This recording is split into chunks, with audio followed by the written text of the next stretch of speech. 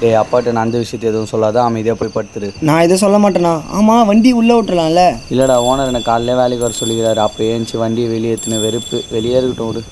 இது ஒருவன் வாழ்க்கையில் நடந்த உண்மை சம்பவம். ஒருத்தன் வாழ்க்கையில நிறைய தப்பு பண்ணியிருப்பான். அந்த தப்பை எல்லாத்தையும் விட்டுட்டு திருந்தணும்னு நினைக்கும் போதுதான் அவனை விடாம அந்த பழி தொடரும்.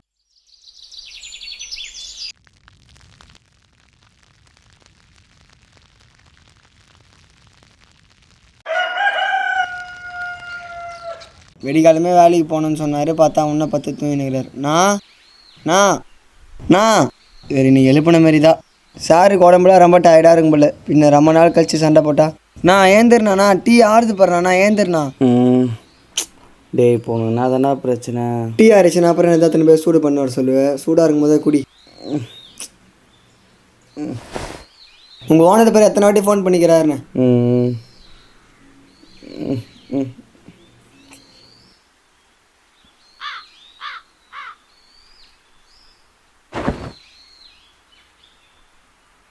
நான் எங்கண்ணா கேமே காணும், டெலீட் பண்ணிட்டியா?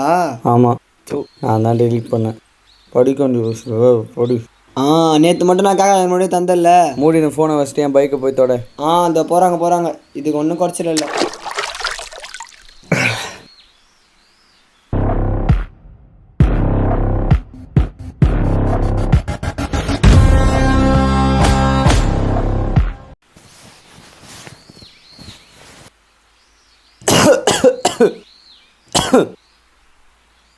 பத்து நாள் ஸ்கூல் வேறு லீவ் விட்ருக்காங்க. ஜாலியாக இருக்க வேண்டியதா.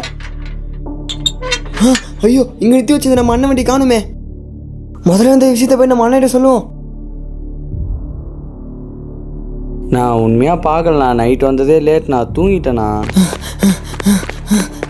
வரேண்ணா. நம்ம வண்டியை காணுண்ணா. நான் அது ஒரு நிமிஷம்ண்ணா. டேய் என்னடா சொல்கிற? வேணா, எனக்கு ரொம்ப பயமாக இருக்குண்ணா. நீ இங்கே தானே விட்ட பாருண்ணா, காணோம்.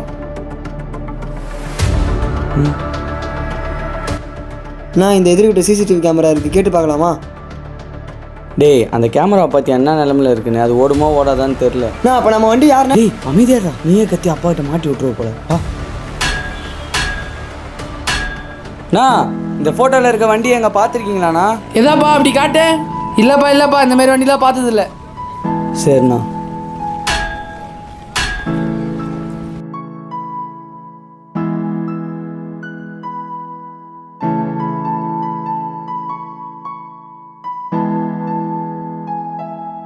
என்னடா சொல்கிறீங்க, வண்டி காணுமா?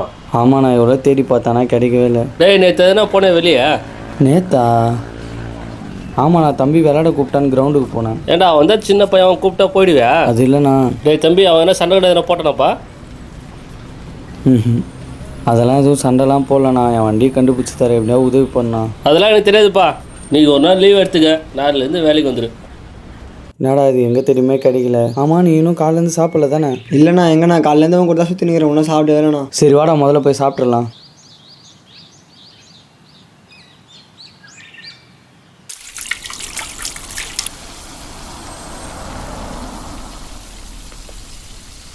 உனக்கு என்னடா சொல்லிட்டோம்? தோசையே சொல்லணா. நான் குடிச்சிட்டு தண்ணி எனக்குண்ணா. இந்தா நான் ரெண்டு தோசை குண்ணா.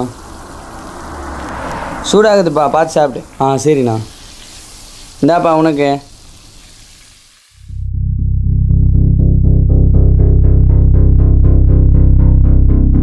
டேய் என்ன அப்படியே பார்த்துனுக்குற, சாப்பிட்றா. நான் நேற்று ஒரு பசங்க நம்ம சண்டை போட்டாங்கல்ல, ஒரு வேலை அவனை நம்ம வண்டி எடுத்துன்னு போயிருப்பாங்களோ.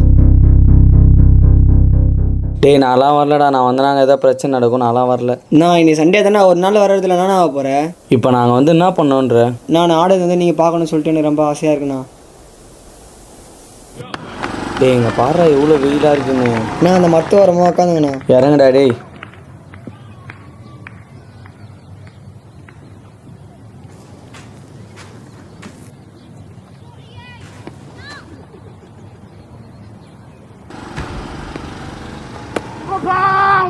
யார் அவங்க நம்ம அண்ணகிட்ட போகிறாங்க?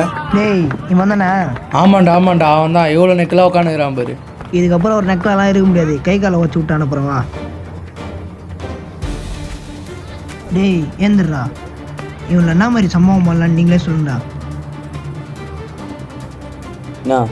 என்னவா தம்பி?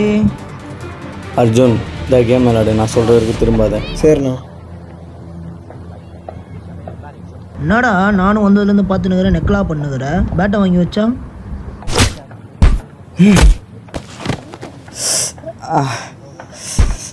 நான் பெரிய பிடிங்க நீ முறைக்கிற. ஏன்னா பேசினு இருக்கும்போதே அடிக்கிறீங்க. டேய் விட்றா விட்றான்றல.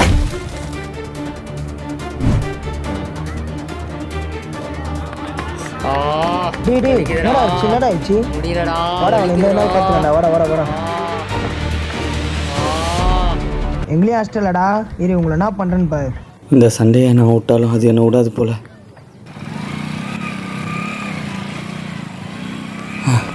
அர்ஜுன் வா. நான் சட்டாலாம் ஒரே அழுக்காக இருக்கு. அதெல்லாம் ஒன்றும் இல்லை, சாப்பிட்றா.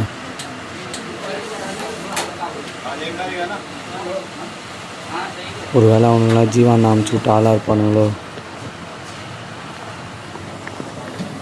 ஐயா கொஞ்சம் தள்ளுங்க. நான் எவ்வளோ ஆச்சு? 80 ரூபா ஆச்சுப்பா.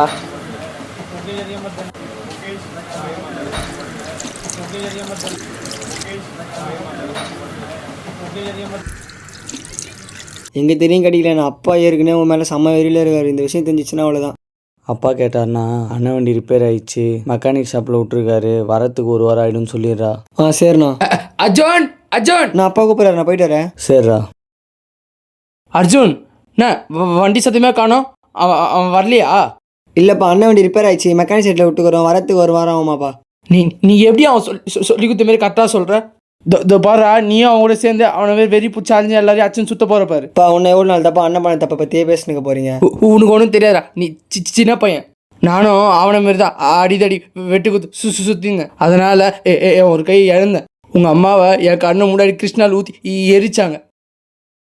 உன் அண்ணனை பார்த்தா அப்படியே சின்ன வயசு என்னை பார்த்த மாரியே இருக்குது. அதேமாரி பயமாகவும் இருக்குது. அவன் வாழ்க்கையை நினச்சி உன் வாழ்க்கையை நினச்சி. இப்போ அதெல்லாம் எதுவும் பண்ணுறது இல்லை, தெரிஞ்சு தானே இருக்காரு. உனக்கு கொஞ்ச நாள் அந்த நாயை நானே போலீஸில் பிடிச்சி கொடுக்க போகிறேன். என்ன இவ்வளோ கேர்லெஸ்ஸாக இருக்க?